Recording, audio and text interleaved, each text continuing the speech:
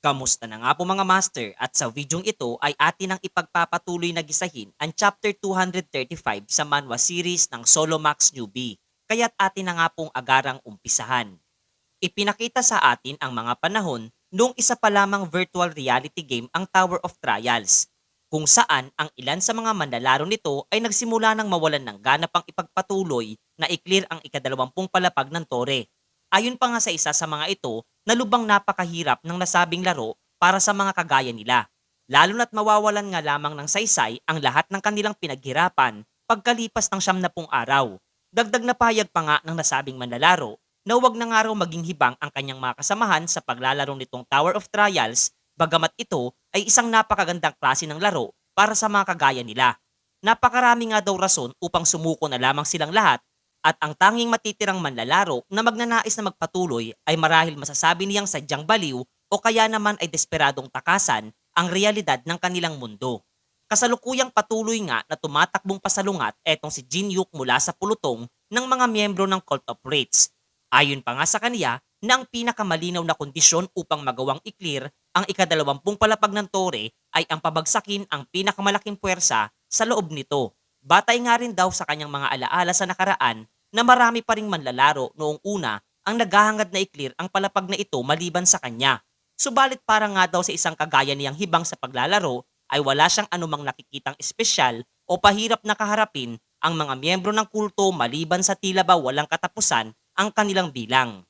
Ang kaniyang kakaibang isinasagawang pagkilos ay napunara rin maging ng isa sa mga matataas na opisyal nitong kulto. Agaran ngang sinitasiyan nito at ipinaalala na ang direksyon ng mga sumasalakay sa kanilang base ay salungat sa kanyang tinutumbok, at iniisip na marahil ay isa lamang siyang bagito sa kanilang hanay.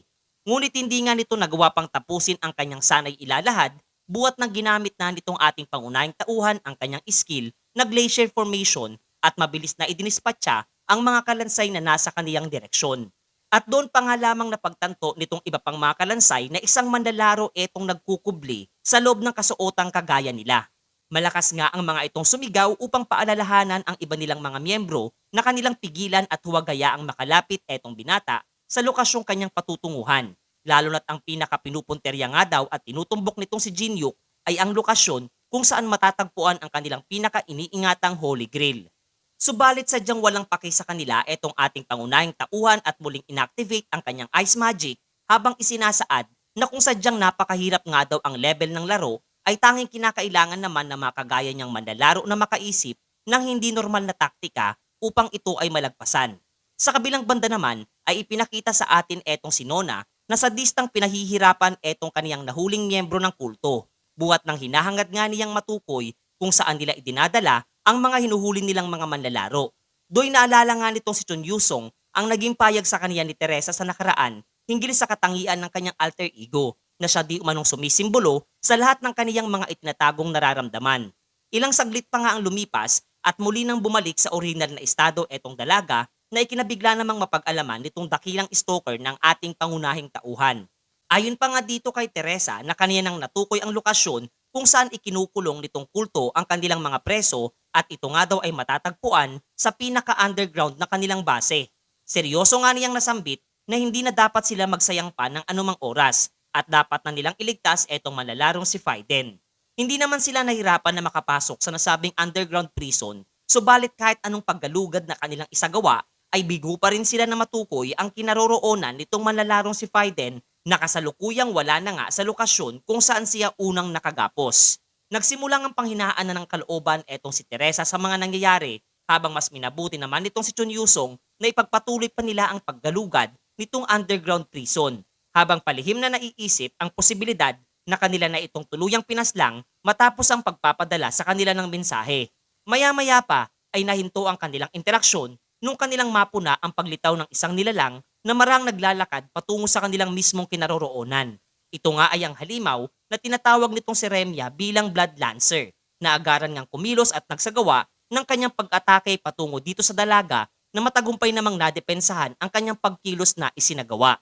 Malakas nga siyang sumigaw para kay Chun Yusong na ipaubayan na lamang nito sa kanya ang pakikipaglaban para dito sa nilalang na sumasalakay sa kanila, at mag-isang ipagpatuloy na lamang di umano nitong dakilang stalker ng ating pangunahing tauhan ang paghahanap para dito sa manlalarong si Fiden. Habang kasabay na mas naging mainit ang palitan ng mga pag-ataking kanilang pinapakawalan kontra sa isa't isa. Paulit-ulit ngang isinasambit nitong si Blood Lancer na kinakailangan niyang idispatcha ang mga lapastangang nang himasok dito sa kanilang base. Ngunit madali din lamang siyang pinatalsik nitong dalaga gamit ang isang sipa. Humingi pa nga siya ng paumanhin para dito sa nilalang na kanyang kaharap sapagkat nakatitiyak nga daw siyang imposible at hindi siya magagawang matalo nitong nilalang na nasa kanyang harapan. Sapagkat dihamak na mas marami nga daw siyang naging karanasan, lalo na ang makaharap ang mga mas malalakas na individual kumpara dito sa nilalang na kanyang kinakalaban sa kasalukuyan. Samantalang sa lokasyon naman nitong sina Maria, ay masisilayan natin etong kapwa na pasailalim na rin ng spell nitong leader ng Cult of Wraiths na agad inatasan ang kanyang mga alagad na dakpin at ikulong ang lahat ng mga ito sa kanilang underground prison. Gayon din na ikumpara pa nga ang kanyang pagkilos ng halos 10 taong pagtatrabaho habang pinupuri nitong isa sa kanyang mga bataan. Maya-maya pa ay inilahad nga sa kaniya ang isang magandang balita at ito nga daw si Saintes ay nahulog na sa kanilang inihandang patibong na labis ng ikinatuwa niyang mapag-alaman.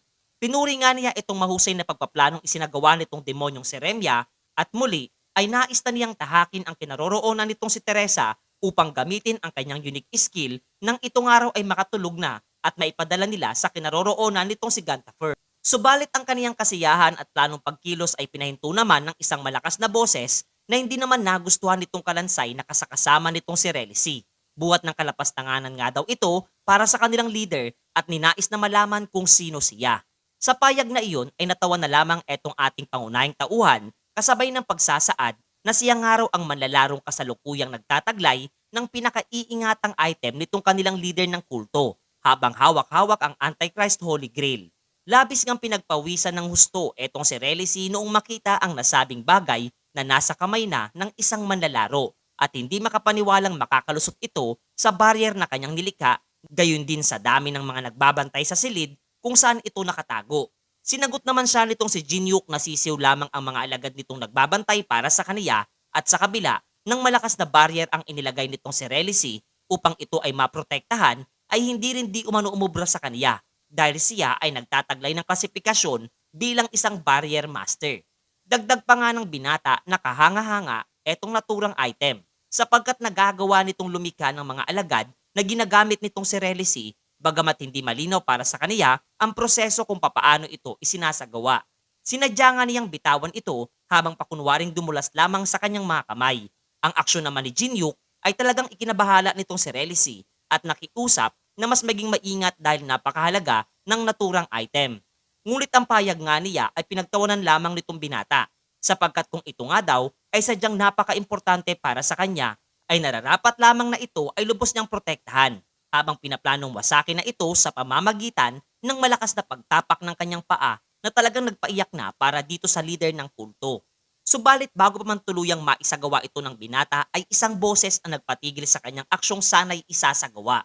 Ito nga ay ang demonyong si Gantafer na kapwa nga inilahad ang pagiging inutil aniya ng kanyang alagad na si Relicy habang gumagamit ng kanyang skill na partial projection upang magawang makipag-communicate sa kanilang kinaroroonan. Binati nga niya etong ating pangunahing tauhan sapagkat magmula pa sa Antrad patungo sa auction house ay isa di umanong malinaw na halimbawa ng isang nakakairitang individual etong si Jinyuk.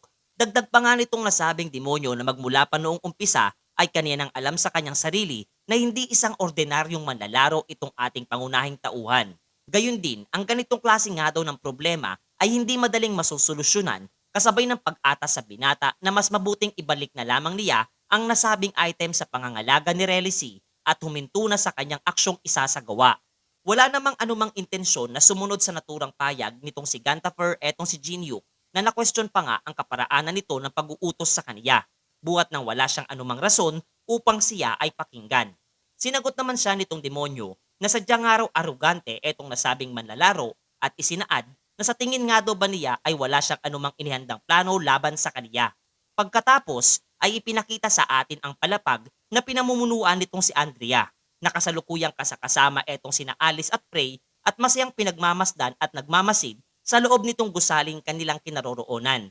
Ngunit sa mga sandalingang iyon ay marahang naging seryoso ang pagmumuka nitong si Andrea buhat ng kaniyang nadama ang presensya ng iba pang mga nilalang na nanghimasok sa naturang palapag.